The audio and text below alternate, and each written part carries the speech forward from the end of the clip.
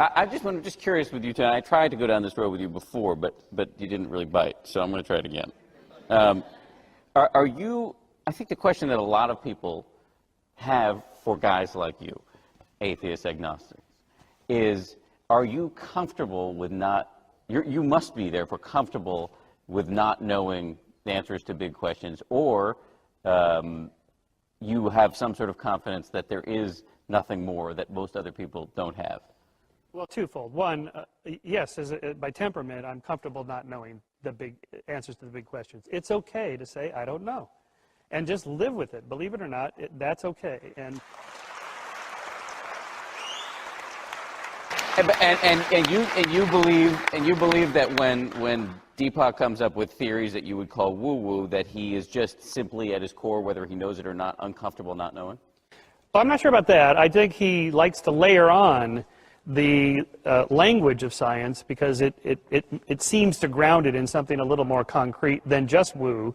And what we're saying here is that you don't need to do that. You don't need to hinge it to all this jargon, because values like love and tolerance for differences and expanding the circle of sentiments to include more people, those are values that stand in and of themselves, because people have value as an end in themselves, not as a means to an end, and that's an enlightenment value that's derived from scientific and reason and rational principles for the last 500 years. And you don't have to take all of that layer and put it on there that most people wouldn't understand anyway, and it just confuses things. Is your rock-solid certitude about there not being a God in and of itself a form of orthodoxy?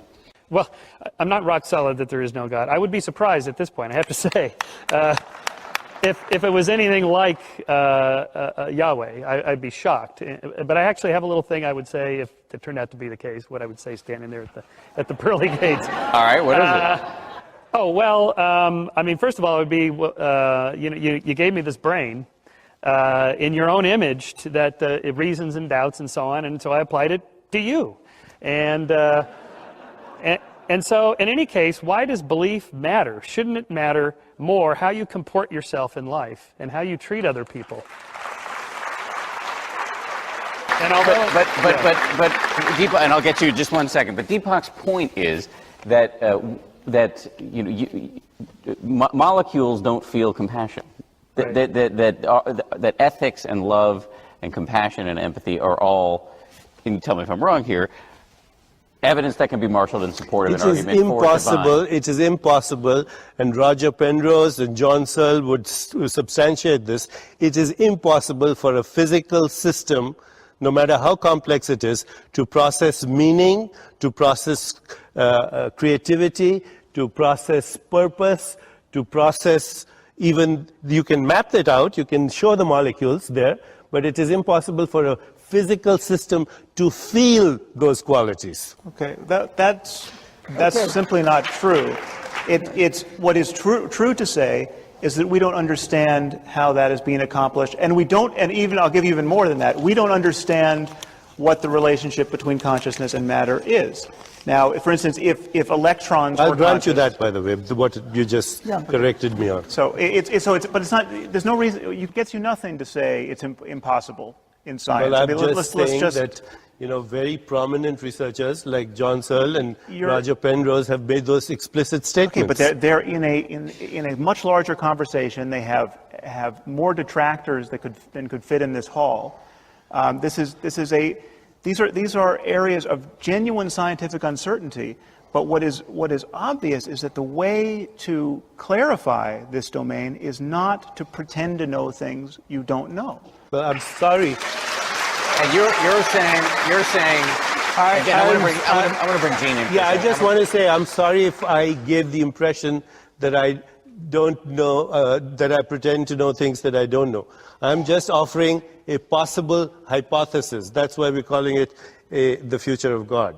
And I stand corrected. Okay, so when you say, I'd like to talk about this. If I could just tie him down to this one statement, though, because this seems like new information. Okay. If you're saying that when you say we are on a continuum, the consciousness that I experience in myself is the creator of the universe, which you said about 5 minutes ago. You see, creator is a very anthropomorphic. Okay, I just want, is that however you said it, is that a hypothesis? Or because you said it as just a blanket assertion, this is a fact.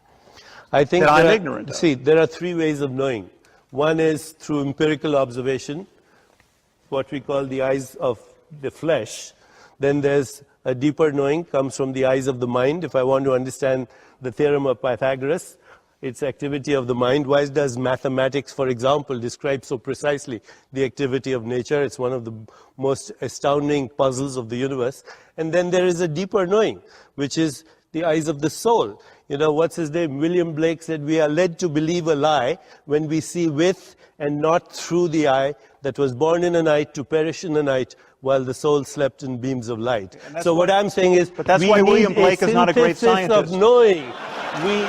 We need a synthesis of knowing which combines empirical observation, a deeper knowing that comes from the mind and from the soul. But I want to hear from William Gene. Blake also said that eternity is in love with the productions of time, so that you had those different realities coming together. You know, listening to this, we realize that we're citizens in a universe larger than our aspiration and more complex than all our dreams. But I then began to think about the mind of a child, you know, a litmus mind that takes in everything. I myself have never met a stupid child. I've met incredibly stupid and diminishing forms of education that limit, that encapsulate, that destroy. One of the things you talk about the whole issue of knowing, and I think that we're never going to get anywhere in this argument until we actually have much better forms of education. And especially, for example, I find that when education is hands-on, sensory-rich, art-centered curriculum, children not only do not fail, but they have a much larger and richer sense of the universe that they live in. Because, you know, if they are learning history through acting and dancing, if they're learning mathematics through weaving, they begin to bring together these different constellations and arenas of experience, which, when we really start studying the child who does have this rich education, they find a kind of grace and transcendence that they may not call God, but they may call it something else, which is the expansion of the human spirit in which they are a part. So I would like to go at some point back to children and find out how they believe, what they believe, and what is the effect on their lives. Let me get at what you believe for a second, because we were Sam and Deepak were in a conversation about whether this notion of there being an intelligence at the core of the universe. Yeah. Do you believe that, and do you believe it is a belief, or do you believe it is a knowable fact? Well, I make a difference between belief and creeds and a faith. For me, it's a visceral faith. It's like when they asked Carl Jung, they said, do you believe in God? He says, I don't believe, I know. So it's a kind of a sensibility that one has. Obviously, I can never explain it, nor would God expect that. But all right. These guys would expect it. They would expect it. Yeah. When I was 14 years old, I ran into an old man and I knocked the wind out of him. And he said, are you planning to run like that for the rest of your life? He was French. I said, yes, sir, looks that way. He said, well, I will go with you. And we began to take walks in Central Park. I called him Mr. Teilhard. And he turned out to be Teilhard de Chardin, who lived across the street from me. And he said to me, the people of your time will be taking the tiller of the world. But they cannot go directly. They must touch every culture, every people, every science, every way of knowing. And then he said, the noosphere, which is the field of intelligence, the field of mind, will come into being. I think this kind of conversation is perhaps footnotes or prelude to the larger conversation of this field of mind in which people are coming into a dramatic, dynamic sense of the ways in which we relate to and are related to by the world, which ultimately I think is not just the noosphere, but is the ground and seat of being of consciousness itself. The theosphere. The theosphere. The theosphere. I'm seeing profoundly skeptical looks on both of your faces. Where's the audience? Do we have a theospheric sensitivity machine that we can measure this by? I mean, we have the internet. I mean, we can speak metaphorically or poetically about the power of the internet and how we're all interconnected. Yeah. But we all know that it really does come right down to cables and wireless devices, and you got to have a laptop and a computer and a modem. There's still a mechanics underneath it. So to speak metaphorically is okay as long as you recognize in the sphere of literature and poetry, that's what you do. Yeah, but a man's reach must exceed his grasp. Or what's a metaphor? Well, a metaphor is literally moving something from here to here in the Right, Greek, but and I so think that's just helping us understand. Permit me, and you tell me if I'm wrong, but I think the argument that she was trying to make there is that your brand of skepticism is the death of creativity, the death of idealism. Well, you're I get this all the clamping time. down on... All right. Let me address that, because Deepak has said this as well. So the word skeptic has gotten a bit of a tarnished name. It isn't anything special. It's just science. It's just a critical approach to claims. Most claims that most people make are just bunk. They are. You have to have some kind of method to find out if it's real or if it's not. So, and everybody knows this already. The FDA doesn't just approve any old drug that anybody says, I think it cures cancer or AIDS or whatever. You actually have to go through a methodology before they approve it. And all we're saying is that before you use words like Deepak does, let's define them carefully and see if there's actually any evidence. Is there data for this or not? Before we just hook ourselves to it as a belief system. And so it's really just an approach to claims. All scientists are skeptics. They just have to be, because there's so many goofy ideas out there, most of which are not true. Michael has said, I believe this is a direct quote, that when asked what is belief, you've said it's just brain chemistry. Yeah, that's right. Yeah, brain chemistry. Yeah. I mean, we can track exactly this is what Sam does. The magnet, the big MRI at UCLA, tracks what's going on in the brain when people form beliefs about things. That doesn't take away in any way the power of belief, the social construction of belief, and how it drives behaviors. All we want to know is try to understand. I don't think you actually We're not disagree disagreeing with me. them. Yeah. Belief has a brain chemistry to it. There's no question about Right, but you would argue that it's not just that. I have never defended belief. I started out by saying that belief is a cover-up for insecurity. Forget about belief. Just human experience is everything is contained in what you mean by just. Okay, does just mean you're taking all of the meaning out of life and just deflating us to a puddle of randomly aggregated proteins that have nothing of what interests a human being through the course of his or her life? And many people assume that a completed scientific understanding of ourselves would somehow amount to that we're just atoms in some temporary arrangement, and everything that we love out of life, including love, it can't be captured by that. And that's just not what science is. Would you agree, and I think you're almost saying it, that nothing but is never true. It's always both and plus much, much more. And I think we're looking at what is the much, much more. Yeah, when but what you're these tending to do with arenas. the much, much more, I think, is profoundly misleading. Yes. I mean, that's the rub here.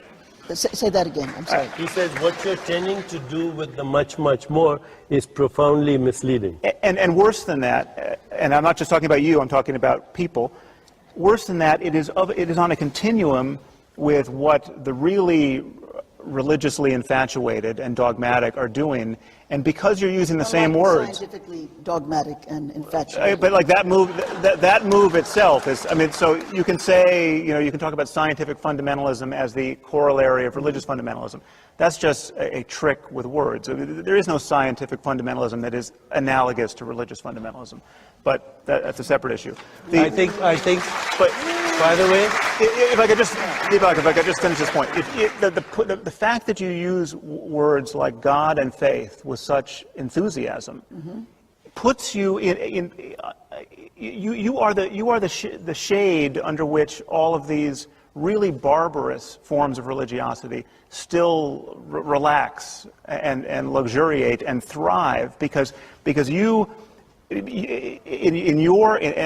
don't mean you personally, I mean religious liberals, moderates, New Age types who still want to talk about God and faith and not differentiate what they're saying from the rest of God talk, which is really what is shaping our conversation about religion in this country and in this world. Of course, you write very beautifully about that, about the fact of religious moderates, as you call them, being coveralls for a whole lot of messy stuff. Okay, Yeah. I mean, you write about that. And I don't know that we're talking about these kinds of foci, I think we're trying to talk about what is the future of, if you want to say it's religion, future of God, future of spirituality, as a result of what is coming in through traditional and the new science, what is coming in through education, what is coming in through the fact that I said the world mind is taking a walk with itself. What is it going to start to look like? What would you like it to look like? Because spirituality is not going to go away. I think you'll agree about that. And, however brilliant your arguments are, they are not going to convince people who have a passionate entheosiasmos, being filled with the enthusiasm of the sense of God, because I personally believe it is given to us as part of our human condition. What I'm not hearing here, and I really want to hear, and perhaps we'll get to it with the questions, is what does a robust faith in our human condition, which may or may not include our spiritual beliefs, really begin to look like? I want to hear your answer to that question. Oh, my. I must start to write a book. You're going to write a book about that.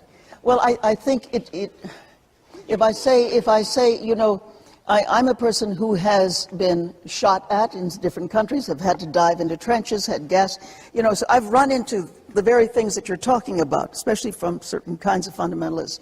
And I don't want to see that anymore. What I want to see is people coming together with a common theme, which at this point is the making of a much better world.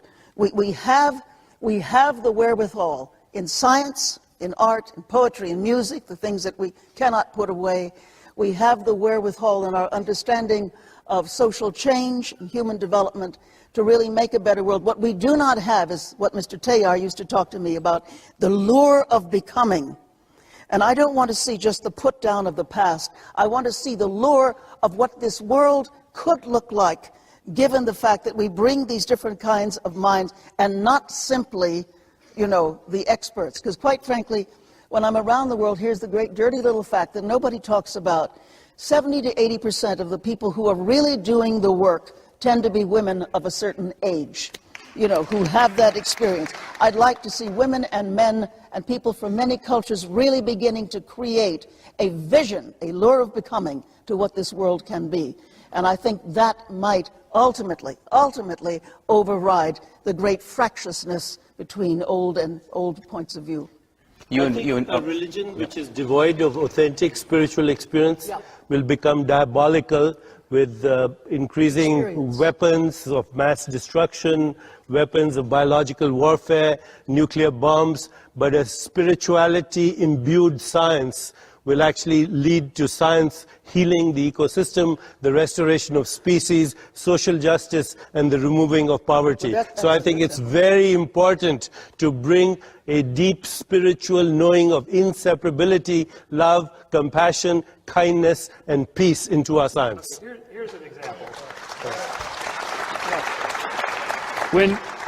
When Mohammed Atta flew the plane into the World Trade Center building, I'm firmly convinced he believed in love and compassion and spirituality and commitment to his belief. His own of tribe. Course, Deepak, that's only what everybody for his own does. Tribe, but that's not spirituality. Yes, well, for him it is a domain of spirituality. awareness where we go beyond our tribal identity and experience our universality. Okay. That's the fundamental definition of spirituality. Well, for you, and if you could convince suicide bombers and religious extremists of Talking that, about the future. Okay, all right. But Well, if that was would you be comfortable with the future he's painting?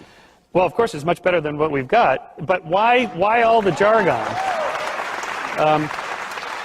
See, when you don't understand the language of a particular school of thought, you call it woo-woo. No, but you're using it in a way that nobody else uses it. My patients would think we were speaking woo-woo because we spoke Latin words. You don't understand the language of geology or astronomy, so you're equally at liberty to call it woo-woo. I am engaged in dialogue with people of real science. Last week, I had a conference at my center called Sages and Scientists, where Hans-Peter Duer, who was a colleague and student of Werner Heisenberg, and we engaged in this science, this kind of dialogue, and he did not call it woo-woo. I have a question. It concerns near-death experiences, but when you read the Old Testament in the ancient Hebrew, it discusses God as being light, and then Jesus said that we were made in God's image. So I'm wondering if that means that the soul was light. And if so, when you look at near-death experiences, people talk about going into the light.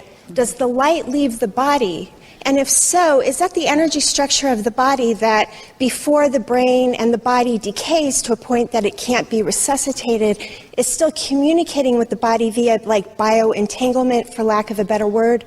Is that something that is a really real experience that could one day be measured by science, but also point to the validity of the intuitive truth of certain wisdom, traditions, or religions? First of all, in the word itself, near death. They're not dead. They're near dead. There's a very big difference there. And you can replicate these in the lab. You can put on Michael Persiger's God helmet that bombards the temporal lobes with electromagnetic fields, and people have out-of-body near-death experiences right there in his room. You can do it through oxygen deprivation by accelerating people in a centrifuge. These are pilots. Over half of them, when they accelerate up to where they pass out, they have out-of-body near-death experiences. They see the light at the end of the tunnel. They go through the tunnel and so on. You can see the videotape. They're just sitting there drooling. They're out. And of course, you can do this through sleep deprivation, through extreme environments. Arctic climbers, Arctic explorers, mountain climbers, solo sailors have these kinds of out-of-body near-death sense presence experiences under extreme environmental conditions. So those three lines of evidence tell us it's in the brain, not outside of it. I would say that near-death experiences neither prove nor disprove anything. You know, it's, of course, there's damage to the brain, but the brain is also a localizing device.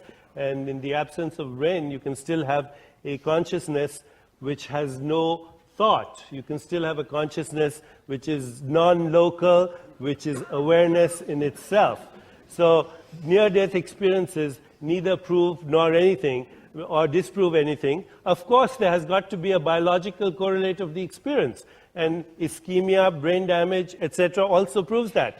On the other hand, there are people with extensive brain damage who have profound scientific and musical epiphanies. What's your name? Leonard Mladinov.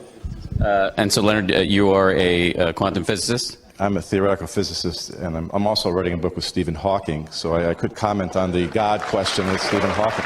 So, in the spirit of our no comments, just questions, what's your question? Mm-hmm. And to whom?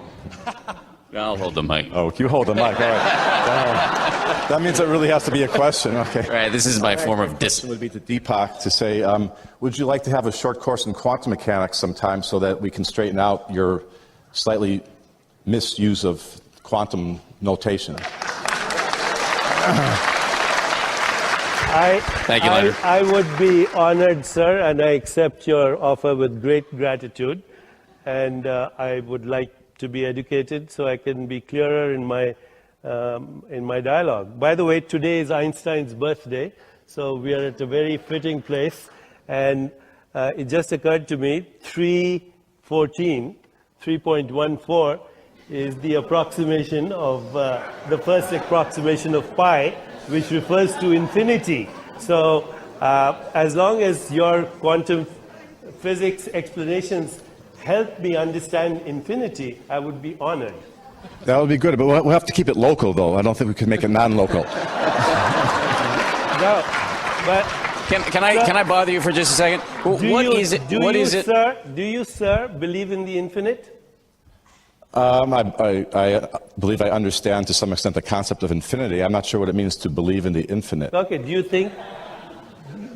think that your mathematics requires the infinite to explain things that you explain to people? We do use the concept of infinity quite a lot. Thank you. We do. You're welcome. What is it about Deepak's use of quantum physics that bothers you?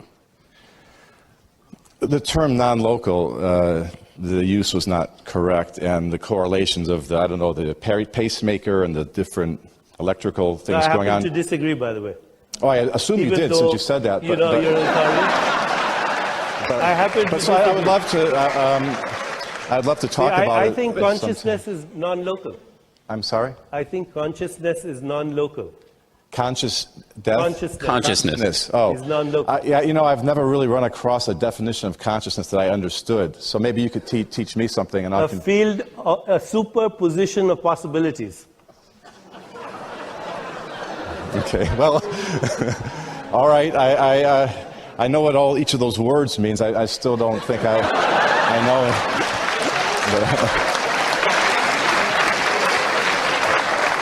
I'm right now talking to a conscious being.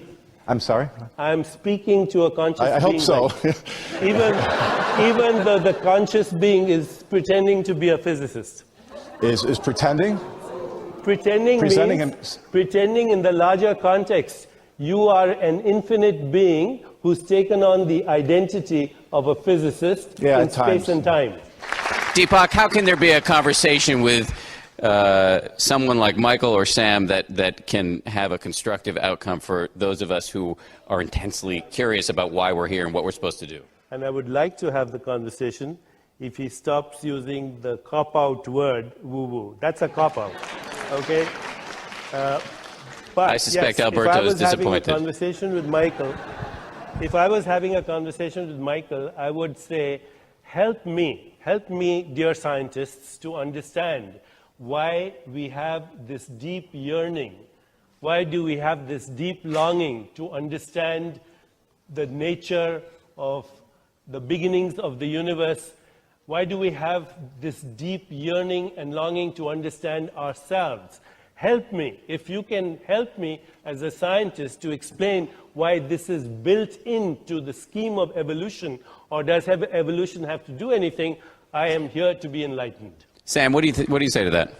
Well, I think it's we don't all have this deep yearning. I mean, that's rather obvious. If you took the 100,000 people on planet Earth at this moment who felt this deep yearning to understand our place in the universe most acutely, and you dispatch them, we would be left without a lot of people thinking about the origins of the universe in any real sense. What do you think people are doing on Sunday morning all over this country? What was that? What are people doing on Sunday mornings at 11 o'clock all over this country? They're thinking about that issue. They're not thinking about, I mean, cosmology is not their concern. Well, they might not call it cosmology, but they are thinking about why we're here and what we're supposed to do. I'm sorry, Deepak, let me just finish. On Sunday morning, right, or Friday afternoon, or Friday night, depending on when you worship, whether you want to call it cosmology or whatever you want to call it, people are there to ask the basic questions. Who are we? Why are we here? What are we supposed to be doing? I was responding to what Deepak was saying. But I think that's what he was saying. People want to be happy. They know the difference between happiness and suffering. They want to feel a part of a community. They want to feel the best they've ever felt and better than they've ever felt. And they constantly notice that life makes that difficult. And our spiritual traditions are our response to that circumstance, and our beliefs, the beliefs that console us about what happens after death, are obviously a response to that circumstance. I mean, your child dies. What you're immediately confronted with is, what can I now do to not suffer this way for the rest of my life?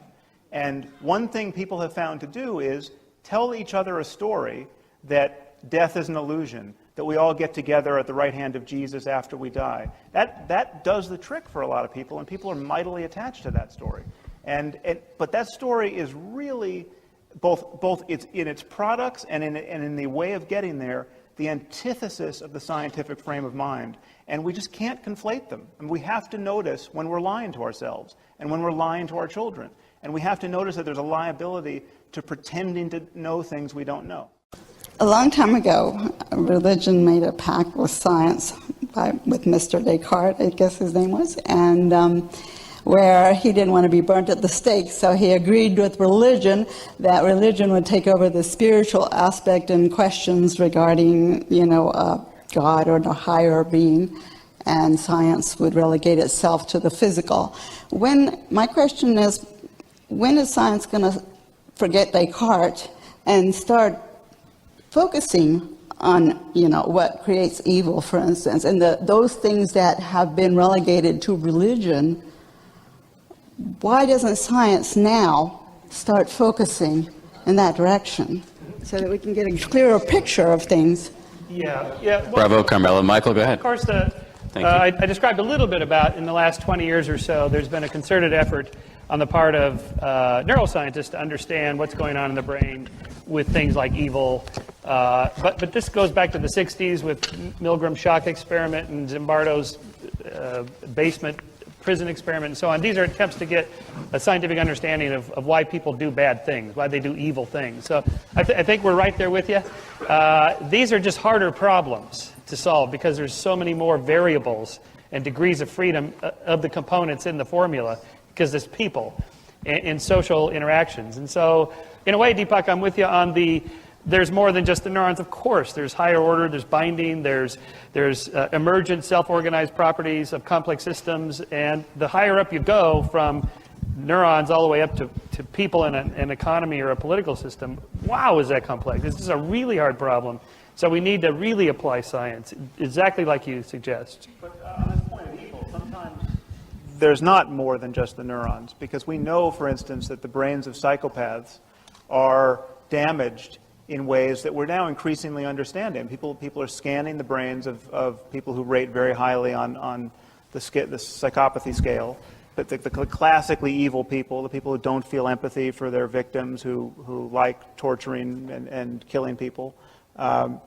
This is something we're increasingly understanding at the level of the brain, and we know the various regions of the frontal lobe that have characteristic pathology in psychopaths, and no doubt at some point we'll understand that in much greater detail. Now, there are many different, that doesn't mean evil is really just this region of the brain damaged. There's much more that can be said about human evil, but it has neural correlates, and if you damage the part of the brain that mediates feelings of empathy, that person won't feel empathy anymore. And that is a causal fact, which we are now in a position to appreciate. Thank you, Sam. What's your name? My name is Elliot. I'm from Jamaica. I was sick for 4 years. I could not talk. Just being connected. I've listened to Deepak Chopra CDs my first time meeting him. Magical mind, magical body. And they talk about meditation. If you meditate, it will help you to regain that consciousness. And I did it. These are pictures of when my eyes was closed down. I had to use my hands to open my eyes, and the words would not come out my mouth. And having that experience with the unknown, it's been 2 years now going on since I'm able to talk again and open my eyes without no medication or anything. Just that connection with the unknown. And so what would you say, how can we frame that as a question? No, well, what I'm saying is that the unknown that Deepak talked about, it's real. We all experience it, but you have to have that experience for yourself. And to have that experience, letting go of judgments and resentments will get you in a closer connection to having that experience with the unknown. Thank you. And a lot of people are not aware of the unknown. Well said. Thank you. Thank you very much. So Michael and Sam, how do you respond when you hear a testimonial like that? Well, first let me say I didn't hear it in every detail, but I think I got the sense of it. He was saying he was greatly helped by Deepak's techniques of meditation? Or? Correct. Okay. Well, he was very sick, and that Deepak's meditation helped him. Well, there's no question that if the mind is just what the brain is doing, and again, I say if, I mean, it's possible that there's more to be said about the mind, but if it is just the brain, what the brain is doing, well, then there's no mystery that there's a mind-brain relationship, because it's all the body. So neurophysiology is affecting the functioning of the body on many levels, is affecting the immune system. Stress affects the brain. Genes are transcribed in response to stress. I mean, all of this is a system. And some people want to argue that the system is not enough to account for human experience, but the science is very much unwritten and open-ended on that subject, and we simply don't know all the details. But there's no question people have remarkable experiences practicing meditation, changing their moment-to-moment thoughts about themselves. And this if this is what the brain is doing, and there are many reasons to think that it is what the brain is doing, it of course has changes reflected. So are you saying it's the unknown, But it's see, not necessarily the divine? None of that diminishes. I mean, for instance, the placebo effect. We know the placebo effect for many conditions is really robust. I mean, you can give someone a pill that has absolutely no medical potential in it at all, and they will feel much better. And so it's possible to have one's expectation of medicine really transform the way one feels. And changing biology. Okay, so yeah, that's a potential of the human mind, and it is a potential of the human brain, and we need to understand that. But none of that requires that we pretend to know things we don't know. Thank you. What's your question? My name is Scott. Actually, and this is meant to be an extremely respectful follow-up to Elliot. But the question is for Deepak, and that's that how much do you feel, Deepak, that the extremely lucrative nature of spirituality financially arrests our ability to take into account science in terms of the origins of our universe? Thank you. Thank you. Actually, spirituality is not as lucrative as diabolical science. Diabolical science generates the greatest wealth in the world through the manufacture and trading of weapons of mass destruction. Diabolical science generates research grants that lead to biological warfare, internet hacking, and all the devastation that we are seeing in science. If Sam is a critic of religion, I would say that diabolical science has the capacity to actually destroy the world faster than any religion. Sam, Okay? go ahead. Because we still have ancient habits, and we have modern capacities. Sam? So true lucrative science will be the science that actually helps us heal the world. Sam, what do you... Well, again, this is it's a play on words. Whenever you're talking about scientific fundamentalism or diabolical science, we have a problem with technology. Much of our technology can be extremely destructive, and in the wrong hands, and rather often those hands are religious hands.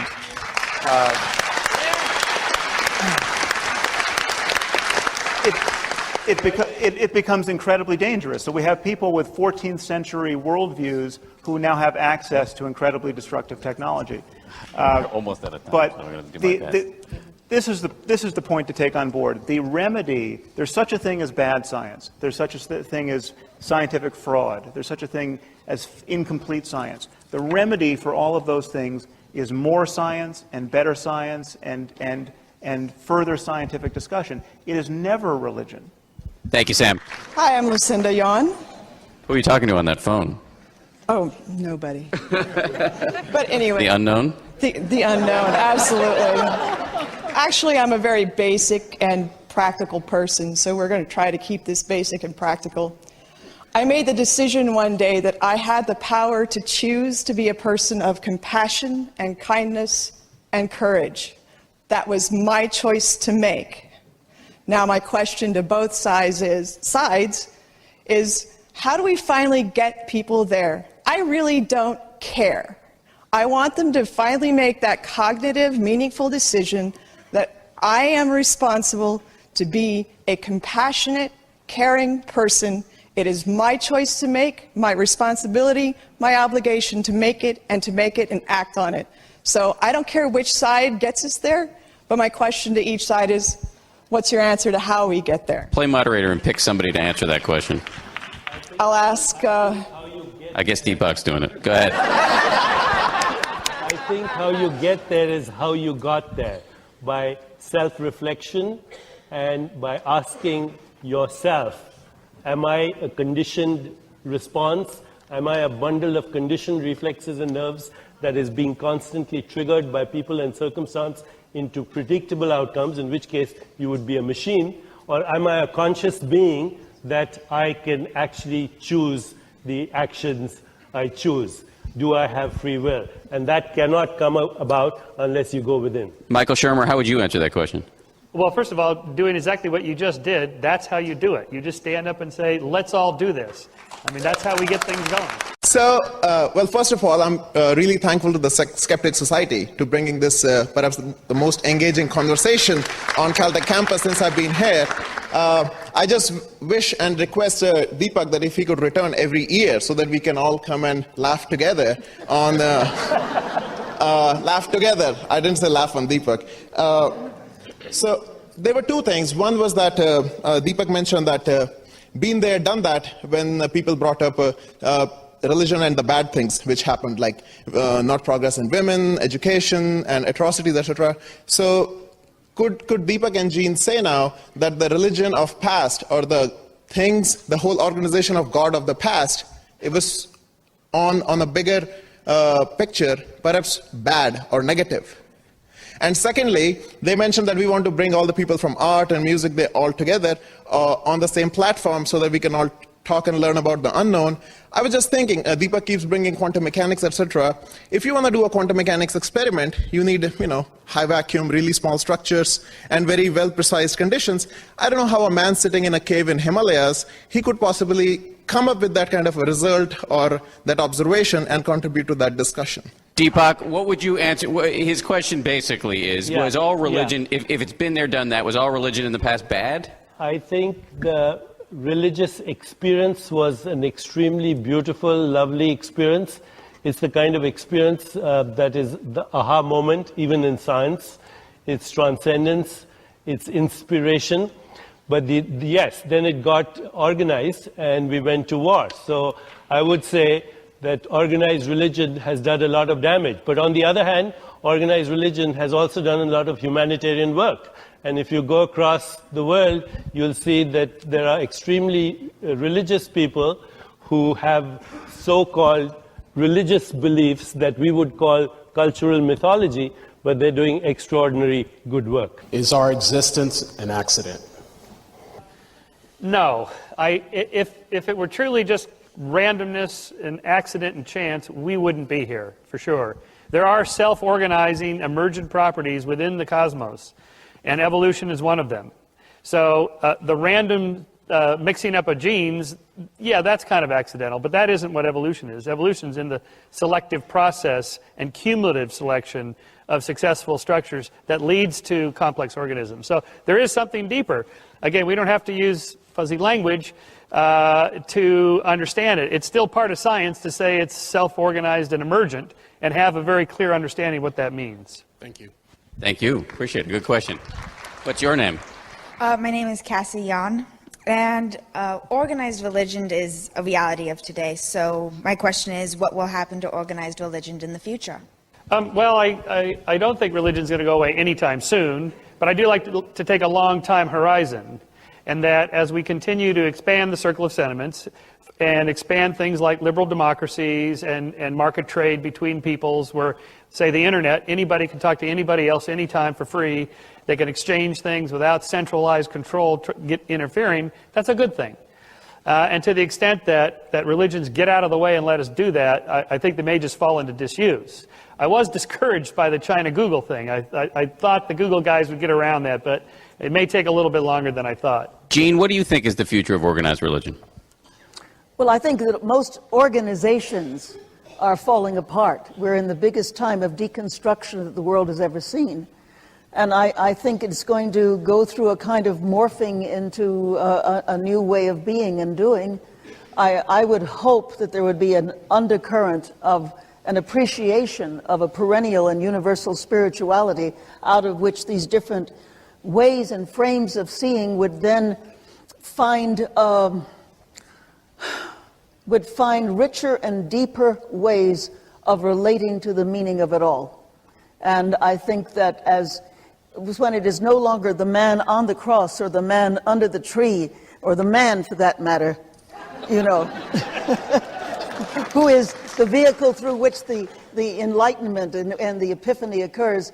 But I would love to see a great generalization of spiritual experience happening across the board, and as people move into the greatness of this experience, I think that the nature of religion itself will change. I'm looking for a democratization of spiritual experience. Thank you, Gene.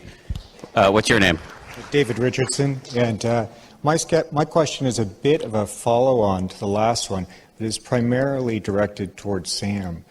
Sam, from the perspective of a neuroscientist, and knowing what we know today about the hardwiring as well as the other structures in the brain, the neurochemistry, as to our inherent bias toward wanting a causal explanation for what we see and experience around us, whether God actually exists or not in any of the organized or unorganized discussions that we've had with God, don't you feel that a belief in God is, from a neurochemical or structural basis, inevitable?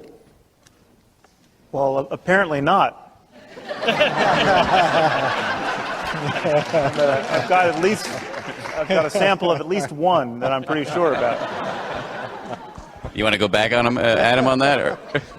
Yes, I'd say secondarily, based on our need for tribes and society, don't you feel that, again, the belief that there is no God is going to, from our own structured creation, not discussing what the cause of that creation was, but don't you feel that we're just biased in such a way that in society we will always have the belief in God as the major belief, and the belief that there is no God as a minor and presently not very vocal understanding? Yeah, it's an interestingly provincial point of view. That we're in America, which is almost functionally a theocracy.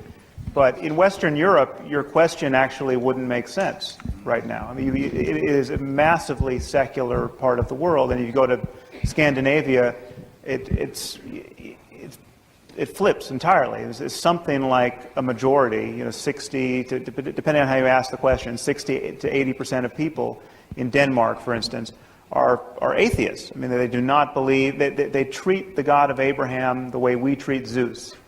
And that is, just refresh the browser in your brain and realize that those are actually equivalent. And we are in a shocking circumstance where most people in our society are really worried about Zeus. And you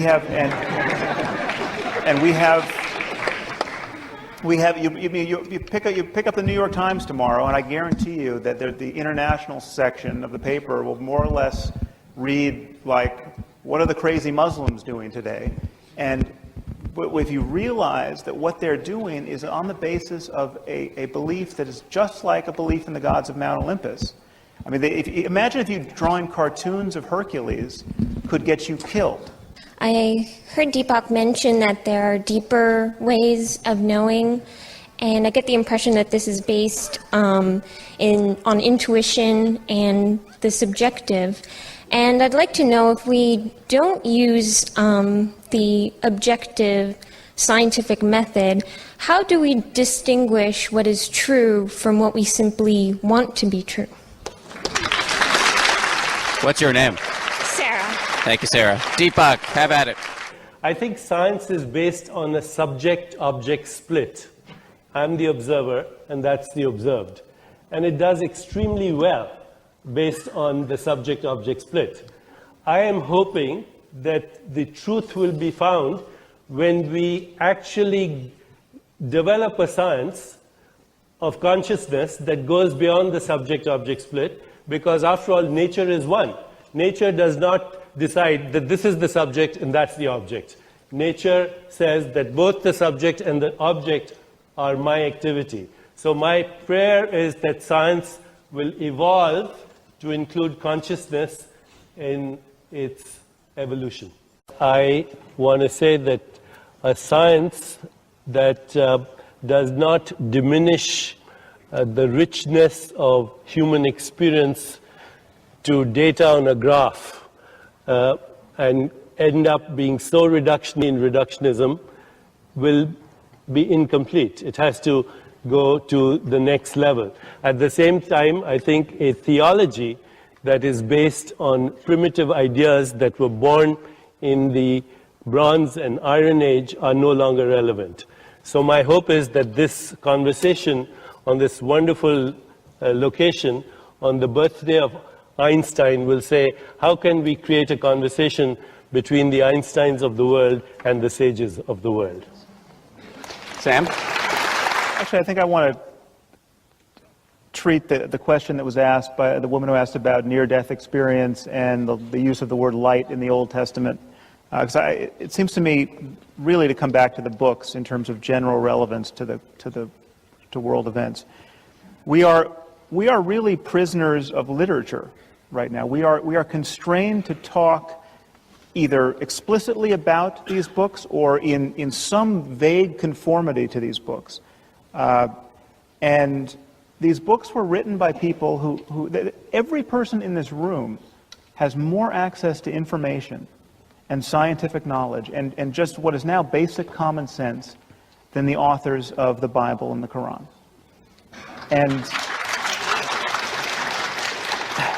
And in fact, there's not a person in this room who has ever met a person whose worldview is as narrow, just by the sheer time in which they appeared in history, as the worldviews of Abraham or Moses or Jesus or Muhammad.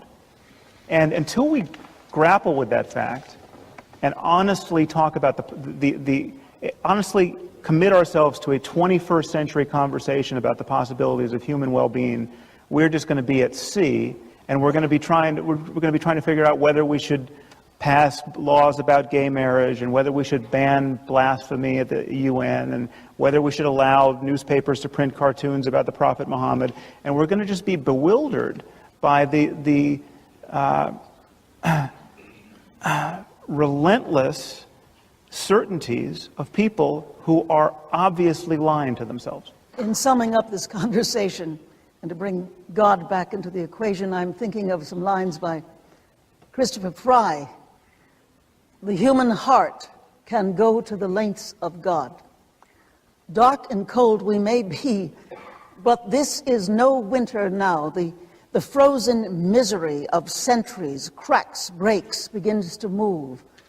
The thunder is the thunder of the flows, the thaw, the flood, the upstart spring. Thank God our time is now, when wrong comes up to meet us everywhere, never to leave us till we take the longest stride of soul men ever took. Affairs are now soul-sized. The enterprise is exploration into God. What are you making for? It takes so many 1,000 years to wake. But shall you wake? Shall we wake? For pity's sake. And I think that this conversation and the wonderful questions and the exploration is, in one way or another, exploration into God. Not God, but what the ultimate concern, God in capitals, and that we are in that tremendous time in which these are the times and we are the people who will profoundly make a difference as whether we grow or die, and part of it is part of what we've been seeing today, which is the exploration into the meaning, the purpose, the dynamic, the becoming of that which we have called God. Let me thank Deepak for making it possible for ABC to be here and make this a national event. I owe you that, Deepak, and believe it or not, amongst the new atheist movement, I'm considered the accommodationist, so you got off easy. And, believe me, even though we have our specific differences, much of what you describe, without the language stuff, it is a big improvement on the Bronze Age religions that we've dealt with. I'm in favor of anything that expands the circle of sentiments, anything that leads people to be more cooperative and pro-social and altruistic and so on, less violent, less tribal.